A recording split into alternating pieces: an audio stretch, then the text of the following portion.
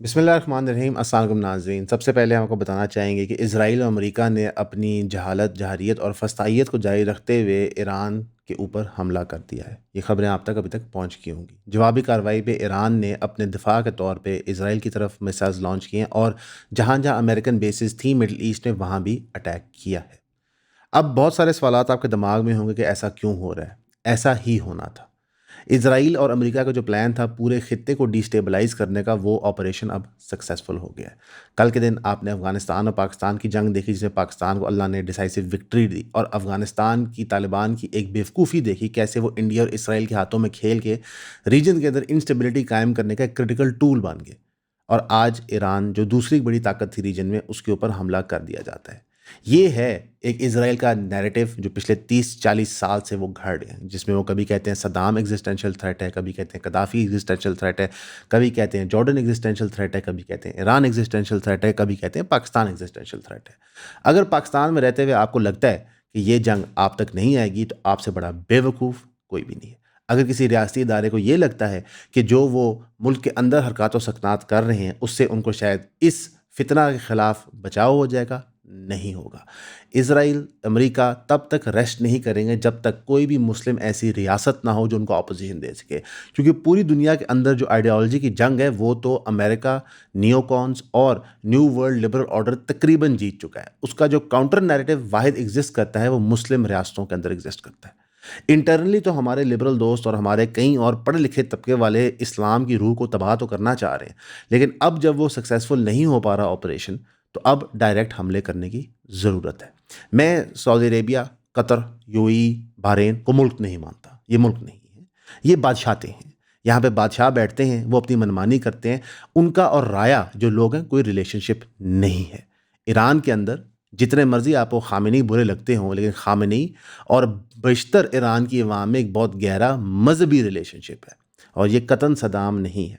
तो इस वक्त दुनिया बिल्कुल एक बहुत सख्त मोड़ पर खड़ी है। अफगानिस्तान की जंग के अंदर अभी तक हमने 331 अफगानिस्तान कम्बैटेंट मार दिए हैं, 104 चेक पोस्ट डिस्ट्रॉय कर दिए हैं और 22 हमने टेक ओवर कर दिए हैं। 163 टैंक्स और मिलिट्री व्हीकल्स भी तबाह कर दिए हैं। अफगानिस्तान को जब कुछ समझ नहीं आती, तो वो इंडिया की प्रॉक्सी मीडिया पर रिलाय करते हुए कहता है कभी कि हमने इनका पायलट पकड़ लिया है, कभी कहते हैं हमने इनका ये कर दिया। ऐसा कुछ भी नहीं है। वो कहते हैं हमने जहाज़ गिरा दिए अफगानिस्तान में। मॉडर्न वॉरफेयर के अंदर जहाज़ एयर बाउंड्री क्रॉस नहीं करते। ये इंडिया पाकिस्तान जंग में भी आपको नजर आया था। वो अपने ही जोन से खड़ के मिसाइल मारते हैं। पाकिस्तान को इस वक्त तक कोई लॉस नहीं हुआ। जो तालिबान एक चीज़ रियलाइज़ नहीं कर रहा कि लार्जर जियोपॉलिटिकल गेम क्या हो रही है, वो अपने ही पहाड़ों की तरफ देख के सोचता है कि यही पूरी दुनिया है। लेकिन वो ये समझ नहीं आ रही कि उनके हाथों कौन सा बड़ा बेवकूफ़ाना अमल कराया जा रहा है। ये वही अमल है जो जनरल परवेज़ मुशर्रफ के हाथों कराया गया था, जो वॉर ऑन टेरर की थी अमेरिका ने, कि रीजन को डिस्टेबलाइज करो। और रीजन को डिस्टेबलाइज क्यों करना है, इसको भी समझिए। रीजन को डिस्टेबलाइज इसलिए करना है क्योंकि इस पूरे रीजन के अंदर चाइना ने सन 2010 से लेकर सन 2018, 19, 20 तक मेजर इनरोड्स बना लिए थे। उन इनरोड्स को अमेरिका ने पुशबैक करना था और उसके एवज एक नया प्लान देना था अब्राहम अकॉर्ड्स का, जो इसराइल को कनेक्ट करता था मिडल ईस्ट से और बंदरगाह बनता था मेडिटेरेनियन सी। इसको समझिए। ये ग्लोबल एजेंडा के ऊपर एक मेजर मूव हो रही है, जहाँ पे पूरा का पूरा मिडल ईस्ट चाइना और रशिया ने छोड़ दिया, लेकिन उन्होंने अफ्रीका में जाके जड़ें मजबूत कर ली हैं। आप बात समझे। तो जब आपकी रियासत जाके ट्रंप को मिल रही होती है, ट्रंप की तारीफ करते हैं और ट्रंप जवाब में आपकी तारीफ कर रहा होता है। ट्रंप अब ये कह रहा है कि जनाब, काबुल और इस्लामाबाद की जंग में हम इंटरफेयर नहीं करेंगे। यानी बेसिकली वो पाकिस्तान को ग्रीन सिग्नल दे रहा है कि ठीक है यार, तुम उनको तुन लो, लेकिन at the cost of what, कि तुम ब्लाइंड आई टर्न करो ईरान में क्या हो रहा है। अगर आपको लगता है कि बीएलए अभी प्रॉब्लम है, अल्लाह माफ़ करे, खामनी की रजीम गिर जाए और मुसाद बैक्ड रजीम ईरान में आ जाए, फिर तो ये बीएलए ऐसे म्यूटेट करेंगे और बलूचिस्तान में वो ख़तरा कायम हुआ कि हमारी पाक अफवाज 24 घंटे 365 दिन भी लड़ती रहे तो शायद कम पड़ जाए। फिर तो जो वेपन सप्लाई, जो पैसे की सप्लाई इस खित्ते में शुरू होगी, वो ना आपने देखी है, ना सोची है, ना समझी है। खामनी का कायम रहना ईरान के लिए उतना ही ज़रूरी है और उससे ज़्यादा पाकिस्तान के लिए ज़रूरी है, क्योंकि पाकिस्तान वाहिद मुस्लिम रियासत है जिसके पास न्यूक्लियर बम है। हमारी इंटेग्रिटी या सोवरेनिटी पे कभी क्वेश्चन होगा तो हम मरते दम तक इसका दिफा करेंगे, क्योंकि पूरी उम्मत एक तरफ हो जाए। जो हमारे पास मिलिट्री कैपेबिलिटी है वो उम्मत के पास नहीं है। ये अल्लाह की मर्ज़ी और रज़ा है। अगर आज अफ़गानिस्तान को लगता है कि वो सोवियत एरा के वेपन्स या वॉर ऑन टेरर के जो लेफ़्ट ओवर वेपन्स है उससे को पाकिस्तान के हिस्से फ़तह कर रही है, उनकी बेवकूफ़ी है। उसी तरह अगर पाकिस्तान को ये लगता है कि ईरान के अंदर रजीम चेंज हो जाए तो हम बच जाएंगे, ये हमारी बहुत बड़ी बेवकूफ़ी है। आप गेम को समझिए। पिछले 2 साल में इसराइल ने वर्चुअली पूरे के पूरे हमारे मुस्लिम रियासतों खित्ते को तबाह कर दिए। सीरिया में रजीम चेंज हो गया। अब हमारे दफ्तर में खैर से बड़ी बहस होती है, लेकिन बहुत वाज़ेह है कि सीरिया का जो नया मालिक है वो किसके एजेंडा पे काम कर रहा है। बड़ी अजीब सी बात होती है, जहाँ पे इस्लामिक रेवोल्यूशन आती है उनकी सारी फॉरेन पॉलिसी ख़त्म हो जाती है। मैं यहाँ पे था कि तालिबान आएगी तो जनाब वो तो हर जगह जाके जिहाद करेंगे, कुछ भी नहीं। सीरिया में आई है तो जहाँ वो हर जगह जिहाद करें, कुछ भी नहीं। फिर हीले बहाने बनाए जाते हैं कि जनाब वो तो असल में डेवलपिंग है। और भाई तो वो डेवलपिंग है ना, जो जो डेवलप्ड है उनको काम करने दो, ना कि वहाँ जाके फसादात मचाओ। हार्श रियलिटी क्या है कि हर किसी ने मज़हब को वेपनाइज करके अपनी मनमर्जी के मुताबिक इस्तेमाल किया, पाकिस्तान की रियासत इंक्लूडेड, इसमें कोई शक नहीं। लेकिन इस वक्त हमें रियासत के साथ इसलिए खड़ा होना है क्योंकि जो हमें एग्जिस्टेंशियल थ्रेट इसराइल और अमेरिका की तरफ से बना दी गई है, हमारी मजबूरी है।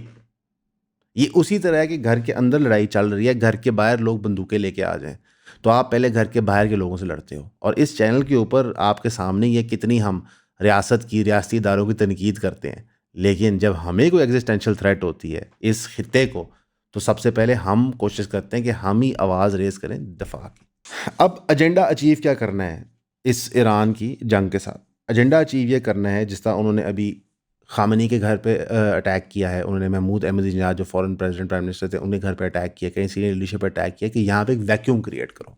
साथ ही साथ ट्रंप क्या अनाउंस कर रहे हैं कि जनाब हम बम हर जगह फेंकेंगे ईरान के अंदर, लोग आप बच के रहना, और जैसे ही हम बम फेंकना रोकेंगे आप आके रियासत टेक ओवर कर लेना। इससे एक चीज़ तो वाज़ेह होगी कि जो पिछले 2-3 साल में ईरान के अंदर फ्रीडम के नाम पर प्रोटेस्ट हो रहे थे वो कितने को फ्री थे। वो सारे के सारे ऑर्केस्ट्रेटेड थे। ईरान में फॉल्ट लाइंस एग्जिस्ट करती हैं, बिल्कुल करती हैं, लेकिन उनका एकदम से बलून हो जाना काफ़ी रिडिकुलस था। इवन हमें बैठे लग रहा था कि यार ये जो इतने बड़े नंबर्स बताए जा रहे हैं ये नामुमकिन है कि 90,000 प्रोटेस्टर मार दिए ईरान ने। अजीब झलाना बात है। और अनफॉर्चुनेटली हमारे पाकिस्तान में हमारे लोगों ने चीज़ें रीट्वीट भी की, इन्हें इंडोर्स भी किया। इस चैनल पे जंगों से पहले ख़ामनी की क्रिटिक होती थी, जंगों के दौरान ख़ामनी की क्रिटिक होती थी, लेकिन ख़ामनी की पोजीशन को चेंज करने का तरीका ये नहीं है। दूसरा, हम देख चुके हैं कि ईरान में रजीम चेंज से क्या होता है, लिबिया में रजीम चेंज से क्या होता है, लेकिन अमेरिका अपने एडवेंचरिज्म पे कायम है। और मैं देख रहा हूँ कि सारी दुनिया चुप तमाशा देख रही है। यूएन एक स्टेटमेंट दे देगा थोड़ी देर में कि जनाब ये बहुत गलत हो रहा है, लेकिन दुनिया जनरली चुप है। इसका क्या मतलब है कि हम जंगल राज के अंदर आ चुके हैं। अब इसराइल ने, दुबई ने, अबू धाबी ने, अमान ने, जॉर्डन ने 7 मार्च तक सारी फ़्लाइट्स बंद कर दी। ठीक है, इससे क्या नज़र आता है आपको कि ये मामला रुकने नहीं लगा। अभी अभी खबर आई है कि शायद इसराइल के अंदर भी मिसाइल्स अब गिरना शुरू हो गई हैं। इस सारे को मज़ीद कवर करने के लिए हम आज इंशाल्लाह 5 बजे लाइव आएंगे ईऑन पॉडकास्ट के मेन चैनल के ऊपर।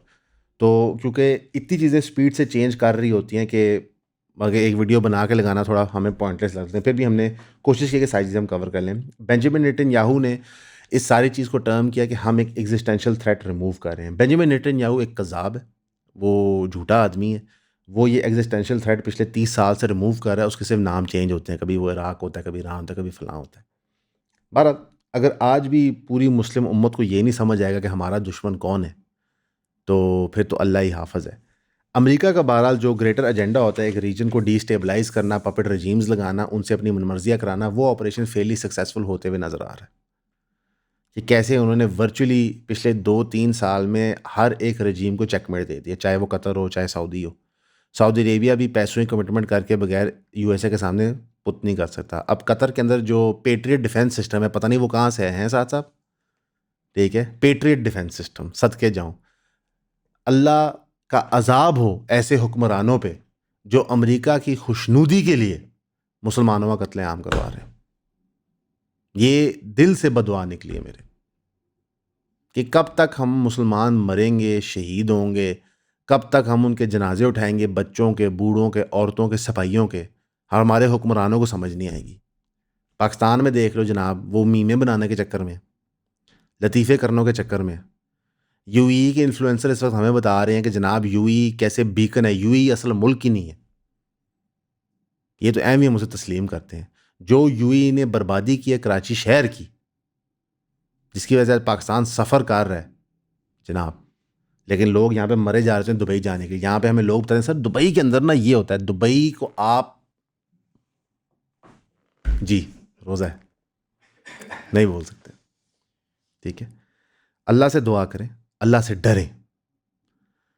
हमारे लिए भी दुआ कीजिएगा, हम आपके लिए भी करेंगे। 5 बजे ज़रूर लाइव अटेंड कीजिएगा। हमेशा की तरह आपका सुनने का शुक्रिया। मेरी जो रिसर्च टीम है और मेरे जो साथी हैं, जो एडिटर्स हैं, हमारे सलमान साहब हैं, इन सबको ये ख्याल और गुमान है, और कुछ कुछ मुझे भी है, कि शायद सोशल इश्यूज पे, मुल्की मसाइल पे, इंसानी मसाइल के ऊपर मैं अच्छी बात कर लेता हूँ और मुझे थोड़ी सी दस्तरस है। तो इन सब की पुरजोर फरमाइश है, एंड स्पेशली आप चाहने वालों और प्यार करने वालों की भी है, क्योंकि कुछ जो मेरी वीडियोस वीलॉग्स बने और जो रील्स बनी वो बहुत वायरल हुई, बहुत पसंद की गई। तो मुझ पर एक दबाव है, एक ख्वाहिश है सब की तरफ से, जिसके आगे मैं सर तस्लीम खम करता हूँ। अनकरीब आप मेरी वीडियोस को सोशल इश्यूज के ऊपर मुझे बात करते हुए, मुल्की मसाइल पे बात करते हुए, अनसंग हीरोज के बारे में, ऐसी चीज़ें जो हम भूल चुके हैं, जो हमारी तारीख, हमारी विरासत, हमारी सकाफत का हिस्सा हैं, उन पर बात करते हुए आप देखेंगे।